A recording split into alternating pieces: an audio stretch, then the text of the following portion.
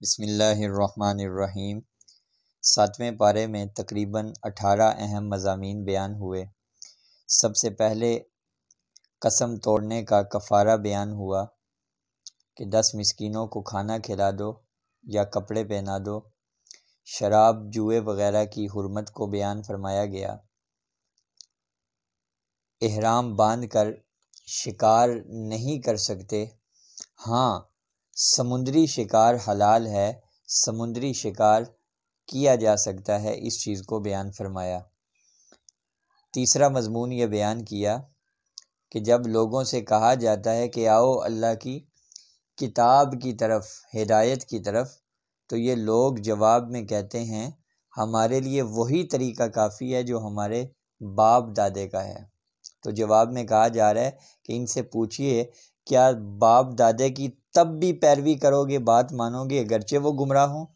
چوتھا مضمون یہ بیان ہوا کہ قیامت کے دن اللہ تمام رسولوں کو جمع کر کے پوچھیں گے کہ تمہاری قوم نے تمہیں کیا جواب دیا تھا، تو کہیں گے کہ اس کا صحیح علم تیرے سوا کوئی نہیں جانتا، کیونکہ تو ہی عالم الغیب ہے، ہم غیب کی خبروں کو، غیب کا علم نہیں رکھتے۔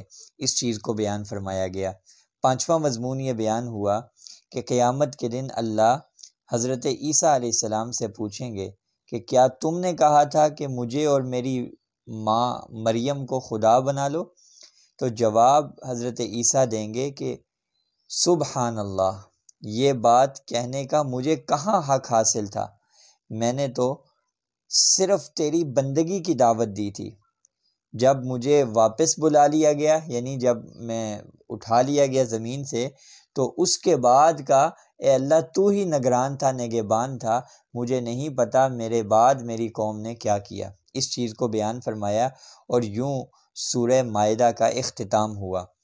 آگے سورۃ الانعام کا آغاز ہوتا ہے، تو سورۃ الانعام میں جو مضامین بیان ہوئے ان میں توحید، رسالت ہے، اور پھر توحید اور رسالت کے اس بات اور تائید کے لیے بعض انبیاء کے قصوں کو بیان فرمایا گیا۔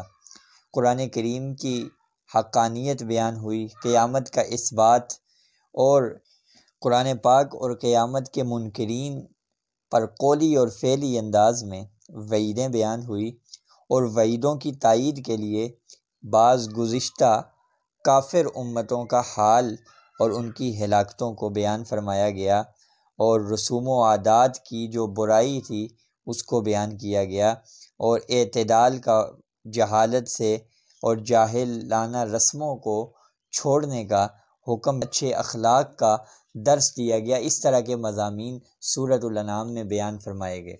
7ویں پارے کے مضامین کے اعتبار سے جو چھٹا مضمون ہے وہ یہ ہے کہ جب تم جانتے ہو زمین و آسمان کا خالق، دن اور رات کو تبدیل کرنے والا صرف اللہ تعالیٰ ہے، تو یہ دوسرے کون ہوتے ہیں کہ ان کے سامنے نظریں اور نیازیں چڑھاتے ہو، دعائیں مانگتے ہو، اپنی حاجتیں پیش کرتے ہو؟ کیا آپ کو معلوم نہیں کہ اس سے پہلے کتنی ہی ایسی قوموں کو ہم نے تباہ کر دیا، اور ان کا اپنے زمانوں میں ایک دورہ تھا، اپنے زمانے میں ایک راج تھا، قوت والی تھی، شان والی تھی، لیکن گناہوں کی سزا میں انہیں تباہ کر دیا گیا، سرکشی کی وجہ سے انہیں نیست و نابود کر دیا گیا۔ تو تم ان سے عبرت کیوں نہیں حاصل کرتے؟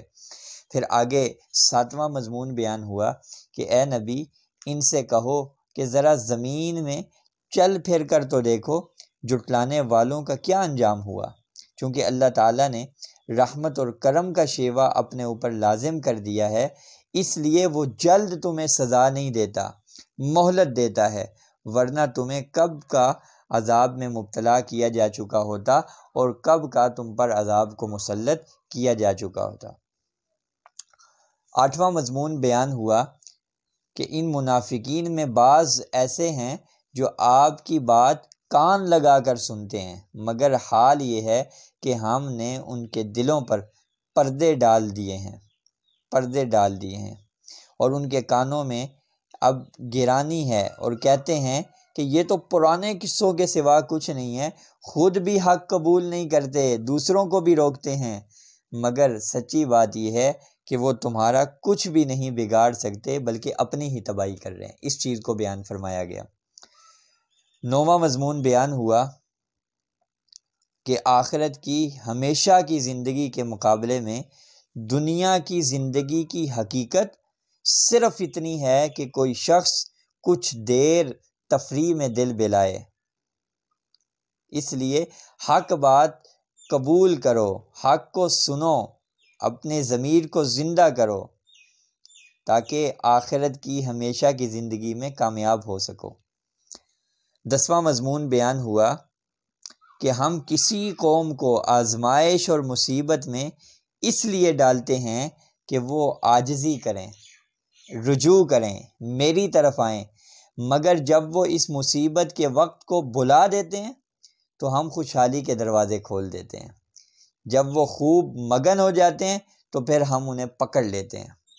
اے نبی صلی اللہ علیہ وسلم، ان سے کہو کہ میں نہیں کہتا کہ میرے پاس خزانے ہیں۔ آپ سے کہا جا رہا ہے، آپ اس امت کو، لوگوں کو بتاؤ کہ میں یہ نہیں کہتا کہ میرے پاس خزانے ہیں، اور نہ یہ کہ میں علم غیب رکھتا ہوں، نہ یہ کہتا ہوں کہ میں فرشتہ ہوں۔ میں تو اس وحی کو پہنچاتا ہوں جو مجھ پر نازل ہوتی ہے۔ میں تو وہ پیغام جو اللہ مجھے دیتا ہے، میں وہ پیغام تمہیں سناتا ہوں۔ کیا اندھا اور بینا برابر ہو سکتے ہیں؟ تو کیوں تم غور نہیں کرتے؟ کیوں تم نہیں سمجھتے؟ پھر 11واں مضمون بیان ہوا کہ سرداران قریش نے جب نبی کریم صلی اللہ علیہ وسلم کے صحابہ کی غربت اور خستہ حالی کا مذاق اڑایا تو اللہ نے اس کا جواب یہ دیا کہ معاشرے میں ادنا حیثیت رکھنے والوں کو ایمان کی توفیق دے کر ہم نے عزت، عظمت عطا فرمائی ہے، اور یہ جو دولت کا گھمنڈ رکھنے والے لوگ ہیں یہ آزمائش میں ڈالے گئے ہیں۔ اے نبی صلی اللہ علیہ وسلم، آپ ان کو جو دن رات اللہ کو یاد کرتے ہیں اپنے سے دور نہ کریں، یعنی صحابہ کو اپنے سے دور نہ کریں۔ ان قریش کی وجہ سے ان کو چھوڑ دیں، اور اپنے صحابہ جو صبح و شام تسبیح کرتے ہیں، تحمید کرتے ہیں، مجھے یاد کرتے ہیں، میری بندگی کرتے ہیں، اپنے سے انہیں دور نہ کیجیے، اپنے ساتھ رکھیے۔ 12واں مضمون یہ بیان ہوا کہ اللہ خوب جانتے ہیں کہ ظالموں کے ساتھ کس طرح کا معاملہ ہونا چاہیے۔ اللہ تعالیٰ کے پاس غیب کی کنجیاں ہیں، اس کے علاوہ کوئی نہیں جانتا غیب کو۔ بر و بحر میں جو کچھ ہے وہ اس سے بھی آگاہ ہے۔ درخت گرنے سے پہلے اس کو علم ہوتا ہے، درخت سے گرنے والا جو پتا ہوتا ہے اس سے بھی وہ واقف ہوتا ہے، اسے علم ہوتا ہے۔ زمین کی تاریک پردوں میں کوئی دانہ ایسا نہیں ہے جس سے وہ باخبر نہ ہو۔ سب کچھ ایک کھلی کتاب میں لکھا ہوا ہے اور اللہ تعالیٰ سب کچھ جانتے ہیں۔ 13واں مضمون یہ بیان ہوا کہ جب سخت اور برا وقت آتا ہے تو تم اس کے سامنے گڑ گڑاتے ہو، روتے ہو، اللہ سے رجوع کرتے ہو، لیکن جب مشکل وقت گزر جاتا ہے تو اللہ کے علاوہ دوسرے جو معبود تم نے بنائے ہوئے ہیں، مشکل کشا اور حاجت روا انہیں بنا لیتے ہو، اور دوسری چیزوں کو اور دوسری اشیاء کو تم پوجنے شروع ہو جاتے ہو، اللہ کو بھول جاتے ہو۔ اے نبی، ان لوگوں کو جنہوں نے اپنے دین کو کھیل تماشا بنا لیا ہے اور دنیا کی زندگی نے دھوکے میں ڈال دیا ہے، انہیں چھوڑ دو، البتہ نصیحت کرتے رہو اور ان کو سمجھانے کی کوشش کرتے رہو، کیونکہ آپ تو سمجھانے والے بنا کر بھیجے گئے ہیں۔ 14واں مضمون یہ بیان ہوا، حضرت ابراہیم علیہ السلام کا واقعہ یاد کرو، جنہوں نے تمام مصنوعی خداؤں سے منہ موڑ کر صرف ایک مالک کائنات کے سامنے سر اطاعت خم کر دیا تھا۔ حضرت ابراہیم علیہ السلام نے تو اپنے والد آزر سے کہا تھا کہ کیا تو نے بتوں کو خدا بنا لیے؟ میں آپ کو اور آپ کی قوم کو کھلی گمراہی میں دیکھ رہا ہوں۔ حضرت ابراہیم علیہ السلام نے للکارا تھا، توحید کی ترجمانی کی تھی۔ پھر 15واں مضمون بیان ہوا کہ تمام انبیاء صرف ایک اللہ کی بندگی کرتے تھے، اللہ کی بندگی کرتے تھے۔ اگر کہیں ان لوگوں نے بھی شرک کیا ہوتا تو ان کے اعمال بھی ضائع کر دیے جاتے، حالانکہ یہ ناممکن ہے۔ کہ شرک اور نبی سے ہو، لیکن یہ ایک بالفرض بتایا جا رہا ہے کہ اگر بالفرض ایسا ہو جاتا، مان لیا جائے ایک منٹ کے لیے، تو ان کے اعمال بھی ضائع ہو جاتے۔ تم کیا چیز ہو کہ تم شرک کرتے ہو اور پھر تمہارے اعمال باقی رہیں؟ ایسا نہیں ہو سکتا۔ 16واں مضمون بیان ہوا کہ ان لوگوں نے بہت غلط بات کہی کہ اللہ نے کسی انسان پر کچھ نازل نہیں کیا۔ ان سے پوچھیں حضرت موسیٰ علیہ السلام پر کس نے کتاب نازل کی تھی؟ قیامت کے دن تمہیں اکیلے ہماری عدالت میں حاضر ہونا ہے، پھر وہاں تمہارے خود ساختہ خدا اور سفارشی بھی کام نہیں آئیں گے، اس لیے حقیقی خالق اور مالک کی طرف رجوع کرو اور یہ جو خود ساختہ ہیں ان کو چھوڑ دو۔ 17واں مضمون یہ بیان ہوا کہ اللہ تعالیٰ نے ستاروں کو صحرا اور سمندر کی تاریکیوں میں راستہ معلوم کرنے کا ذریعہ بنایا ہے، اور بے جان مادے سے زندہ مخلوقات کو پیدا کیا۔ کائنات میں بے شمار نشانیاں پھیلائی ہوئی ہیں، لیکن حقیقت تک پہنچنا جاہلوں کا کام نہیں، جاہلوں کے بس کی بات نہیں۔ جو عقل سے کام لیتے ہیں، عقل رکھتے ہیں، وہی اس کی معرفت حاصل کر سکتے ہیں۔ آخری مضمون 7ویں پارے کا جو 18واں مضمون ہے بیان ہوا کہ اے ایمان والو، غیر مسلموں کے پیشواؤں اور معبودوں کو بھی برا بھلا نہ کہو، ان کو بھی گالیاں نہ دو، کہیں ایسا نہ ہو کہ وہ جہالت میں اللہ کو برا بھلا کہنے لگیں۔ جب تم ان کے خداؤں کو گالیاں دو گے تو وہ تمہارے خدا کو گالیاں دیں گے، اس لیے وہ اور زیادہ گناہ سے لت پت ہوں گے اور تم اپنے معبود کو گالیاں دلوانے کا ذریعہ بنو گے، اس لیے ایسا نہ کرو۔